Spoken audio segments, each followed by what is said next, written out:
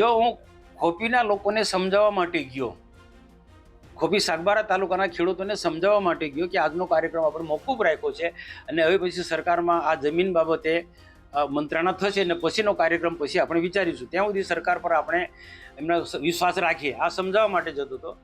જતી વખત પણ આ રોડ પર બંને બસો મૂકી રાખી હતી અને જ્યારે રિટર્ન થઉં છું ત્યારે પણ બંને બસો તે સ્થિતિમાં હતી. સાંજના રસ્તો બ્લોક કરી રાખ્યો હતો અને મારે મિટિંગમાં ઘણા બધા લોકોએ એ રસ્તે જવા આવનારા લોકો પણ મને કીધું કે સાહેબ આ રસ્તો બ્લોક કરી રાખ્યો છે.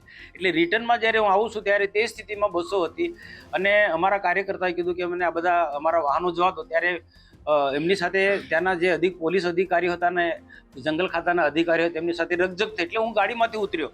મેં પણ એમને કીધું કે તમે વ્યવસ્થા જાળવવા માટે આવ્યા છે તો તમે તે કામ કરો, પણ રોડ તો ખુલ્લો રાખો. જંગલમાં લોકો જતા હોય ત્યાં તમે રોકો, પણ રોડ કમ બ્લોક કરી રાખો છો? તો એમને કીધું કે અમારા સુરતના ડીએસપી સાહેબ છે, ડીએફઓ સાહેબ છે ને એમના પર સરકારમાંથી એવી કડક સૂચના છે કે આ વિસ્તારની અંદર ચકલી પણ ના ફરકવી જોઈએ. તો અમે કોઈને જવા નથી દેવાના. ભાઈ મેં પછી ગુસ્સામાં આવ્યો. બીકોઝ તમારા બાપનો રસ્તો છે, મેં કીધું રોકી રાખો આ રીતના.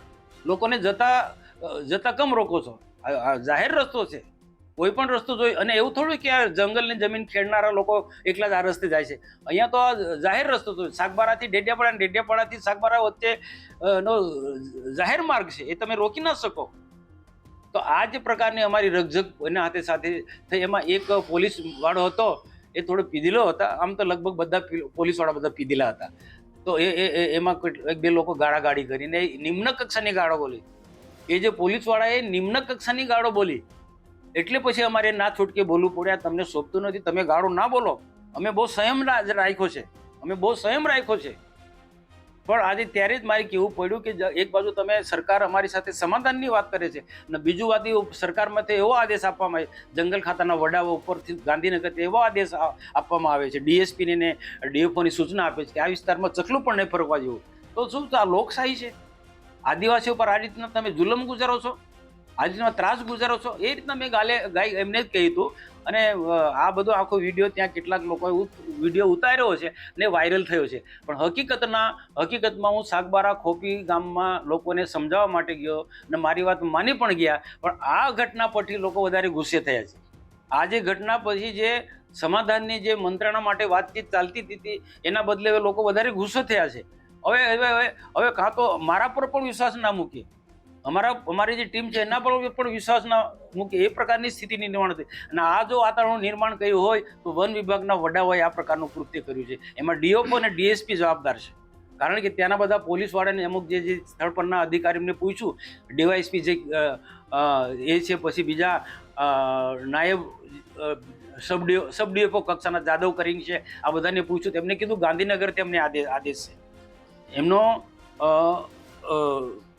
ડીએફઓ સબ ડીએફઓ જાદવ કરીને છે, એને એવું કે ઉપરથી કીધું કે અમને ઉપરથી આદેશ છે ગાંધીનગર કક્ષાએ. તો ગાંધીનગર મંત્રીઓ અમને સમાધાનની વાત કરે છે અને બીજી બાજુ એમના અધિકારીઓ, ગાંધીનગરના અધિકારીઓ તો ચકલું પણ ના ફરકવું જોઈએ. તો આના માટે સખત લોકોમાં નારાજગી છે. અમે આવનારા દિવસોમાં આ નર્મદા જિલ્લાના બધા જ લોકો જે જંગલની જમીન ખેડે છે એ બધા જ લોકો જે પેન્ડિંગ દાવાવાળા બધા ભેગા થવાના છે અને આ જે પ્રકારનું સાગબારાના તાલુકાના ખેડૂતો સાથે અન્યાય કરી રહ્યા છે એનો બધા વિરોધ કરવાના છે. કારણ કે સાગબારાના તાલુકાના રોકે છે અને ઉમરપાડા તાલુકાના લોકોને ખેડવા દે છે. આ બેધારીથી નહીં ચાલે ને. કાં તો રોકો તો સુરત જિલ્લા ઉમરપાડા તાલુકાનો પણ રોકો અને ખેડવા દો છો, સુરતવાળાને ખેડવા દો, ઉમરપાડાને તો નર્મદા જિલ્લાના સાગબારાનો પણ ખેડવા દો. તો આ જ પ્રકારની જે પોલિસી છે એનો સખત નારાજગી છે. હવે એમાં શું છે, હું થોડો પાછળ હતો ને અમારા જે બીજા કાર્યકર્તા બધા હતા એ લોકોએ કીધું ભાઈ રસ્તો ખુલ્લો કરો. સવારે પણ રસ્તો ખુલ્લો રાખ્યો, સવારે પણ રસ્તો તમે બંધ કરી રાખ્યો હતો. સવારે જતી વખત પણ 2 બસો મૂકી રાખી હતી અને હમણાં પણ 2 બસો મૂકી રાખી છે. અને આજે લોકો અમને બહુ રજૂઆત કરી છે, પોલીસ બહુ હેરાન કરી છે, લોકોએ વાત કરી. તો આ બરોબર નથી. તો એ વખતે પેલો પોલીસવાળો હતો એમની સાથે મા બેન સામે ગાળો બોલ્યો. એટલે પછી મારે ઉતરવું પડે. પછી મેં કીધું તું ગાળ ના બોલ. એ જે અભદ્ર ભાષાનો પ્રયોગ કરે આપના પર કર્યો હતો કે આપણા કાર્ય? હવે એવું કે મેં જનરલી બધા લોકો પર કર્યો, કોઈ વ્યક્તિ પર નથી. એમને એમ કેવું છે કે એમને એક વ્યક્તિ કે બધા તમે એમ કે કમ રસ્તો કમ ખુલ્લો કરાવો છો. ઉપરથી એક બાજુ સરકારનો આદેશ છે કે અહીંયા ચકલું નહીં ફરવા કરવાનું, અને બીજો જો તમે અહીંયા આવીને રસ્તો ખુલ્લો કરાવો છો, એવું એમને કેવું હતું. તો સરકાર સાહેબ બે મોડાની વાત કરી છે. સરકાર સાંસદને કંઈક કહી રહી છે ને સરકાર બે મોડાની વાતો કરે છે, કારણ કે મંત્રીઓને ખબર નથી કે એમના અધિકારીઓ શું રમત રમે છે. એક બાજુ મંત્રીઓ મને એમ કહે છે કે આપણે સમાધાનની ફોર્મ્યુલા અપનાવવા કરવાની છે અને લોકોને સમજાવીને મુખ્યમંત્રી સાથે બેસીને કંઈક વાટાઘાટો કરીશું, એ મારી સાથે બીજી વાત કરીને બીજી બાજુ તે એમના ઉચ્ચ અધિકારીઓ એવો આદેશ આપે ડીએસપીને અને ડીએફઓને કે અહીંયા ચકલું પણ નહીં ફરકવું જોઈએ.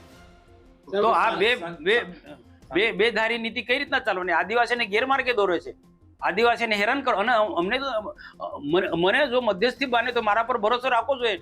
મને જ્યારે હું તો ખરેખર સમાધાન માટે જઈ રહ્યો હતો, લોકો જે રોપા રોપવાના જંગલ ખાતાવાળા રોકા રોપવાના હતા ને એની સામે લોકો ખેડાણ કરવાના હતા, તો મેં કીધું આપણે ખેડાણ નથી કરવું, આપણો આજનો કાર્યક્રમ બિલકુલ બંધ રાખવો છે.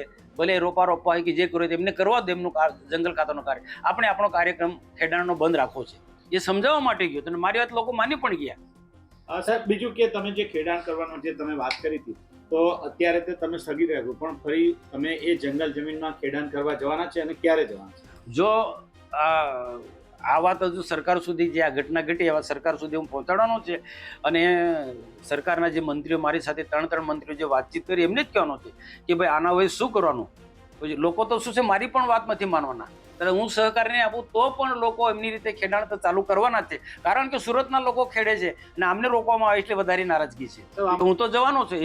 એ લોકો હું પહેલા સરકાર સાથે મંત્રણા જે કરવાના છે મંત્રણા કરીશ, અને જો સુખદ અંત આવશે તો સારી વાત છે. જો સુખદ અંત ના આવે તો મારે તો લોકોની સાથે રહેવું, કારણ કે આજે 7 ટર્મથી આ લોકો મારી સાથે જોડાયેલા લોકો છે, ભારતીય જનતા પાર્ટીની સાથે આ લોકો જોડાયેલા લોકો છે. તો એને તો મારે તો એમને મદદરૂપ થવું, મારે તો ફરજ છે કે એમને સહકાર આપવો. તમે ખેતી કરવા જવાના કે જંગલ જમીન? મારી ખેતી નથી, હું ખેતી નથી કરવા, પણ જે ખેડવા જવાને એને મદદરૂપ થઈશ.